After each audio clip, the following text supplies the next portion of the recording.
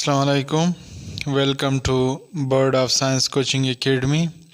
आज हम पढ़ेंगे एक्सपेरिमेंट्स ऑन ह्यूमन बीइंग।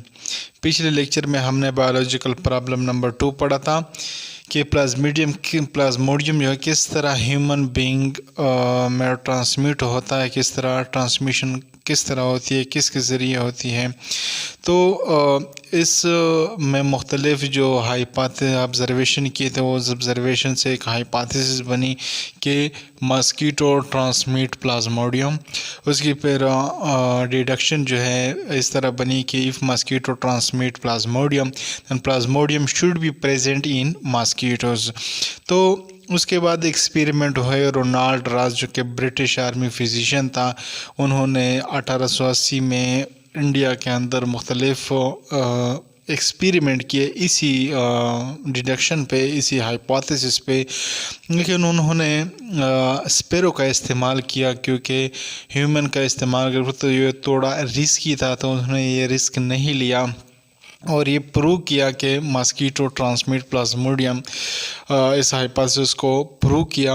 तो बाद में एक इटालियन बायोलॉजिस्ट ने 1898 में इसी हाइपोथेसिस पे कि मस्कीटो ट्रांसमिट प्लाज्मोडियम, उसके बाद एक्सपेरिमेंट किया ह्यूमन पे। उन्होंने एनोफिल मस्कीटोज़ को मलेरिया पेशेंट के ऊपर छोड़ दिया, फिर उसी इन्फेक्टेड मस्कीटो को अलाउ किया कि वो हेल्दी पर्सन को बाइट करे और उस हेल्दी पर्सन को मलेरिया हो गया। तो यहाँ से जो ये इटालियन बायोलॉजिस्ट था, यहाँ से भी उन्होंने ये प्रूव किया कि मस्कीटोज़ जो है ये ट्रांसमिट करते हैं प्लाज्मोडियम। तो ये हाइपोथेसिस जो है कि मस्कीटो ट्रांसमिट प्लाज्मोडियम, ये ट्रू और एक्सेप्टेड हाइपोथेसिस हैं। पढ़ते हैं थ्योरी, लॉ एंड प्रिंसिपल। अगर कोई हाइपोथेसिस जो है एक्सपेरिमेंट के थ्रू प्रूव हो तो साइंटिस्ट उसी हाइपोथेसिस पे मुख्तलिफ एक्सपेरिमेंट करते हैं।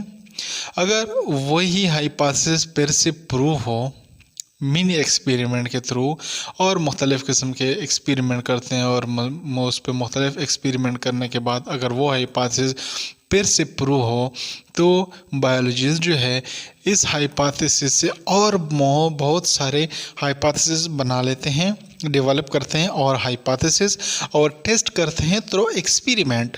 मुख्तलिफ एक्सपेरिमेंटेशन करते हैं, फिर से वही हाइपोथेसिस मुख्तलिफ न्यू हाइपोथेसिस वो डेवलप करते हैं। अगर फिर से वही हाइपोथेसिस, जो न्यू हाइपोथेसिस यहाँ पे बनी थी, वो फिर से प्रूव हो तो उस जो ओरिजिनल हाइपोथेसिस जो यहाँ से स्टार्ट ली थी हमने, वही ओरिजिनल हाइपोथेसिस जो है उसको हम थ्योरी कहेंगे। उस हाइपोथेसिस को हम थ्योरी कहेंगे जो स्टार्ट में जो हाइपोथेसिस थी हमारे पास और मुख्तलिफ एक्सपेरिमेंट के ज़रिए वो प्रूव हुई, फिर उससे हमने न्यू हाइपोथेसिस बनाए, फिर एक्सपेरिमेंट के ज़रिए हमने टेस्ट किए तो जो न्यू हाइपोथेसिस फिर से प्रूव हुए और जो स्टार्ट में हमारे पास जो हाइपोथेसिस थी उस हाइपोथेसिस को फिर हम थ्योरी कहेंगे। और ये एक फिनोमेना को एक्सप्लेन करते हैं थ्योरी। तो साइंटिस्ट उसके बाद कोशिश करते हैं कि इसी थ्योरी को हम डिस्प्रूव करें बाई डिस्प्रूविंग द हाइपोथेसिस। जो हाइपोथेसिस है हमारे पास यहाँ पे, उस हाइपोथेसिस को हमने थ्योरी कहा था और इसी थ्योरी को वो डिस्प्रूव करने की कोशिश करते हैं। लेकिन अगर वही थ्योरी फिर से एक्सपेरिमेंट के थ्रू फिर से वो प्रूव हो कि ये फिनोमेना इसी किस्म का होता है और वो प्रूव होता जाए बाय एक्सपेरिमेंट्स, तो उसी थ्योरी को हम फिर लॉ या प्रिंसिपल कहते हैं। उसी थ्योरी को हम फिर लॉ या प्रिंसिपल कहते हैं और ये यूनिफॉर्म और कांस्टेंट फैक्ट ऑफ नेचर है। इसको हम फिर लॉ या प्रिंसिपल कहेंगे। उसी थ्योरी को अगर वो बार बार प्रूव हो, बार बार वो अपने आप को साबित करे कि इस किस्म का ये फिनोमेना हो रहा है बाय एक्सपेरिमेंट्स, तो फिर उसको हम लॉ या प्रिंसिपल कहेंगे।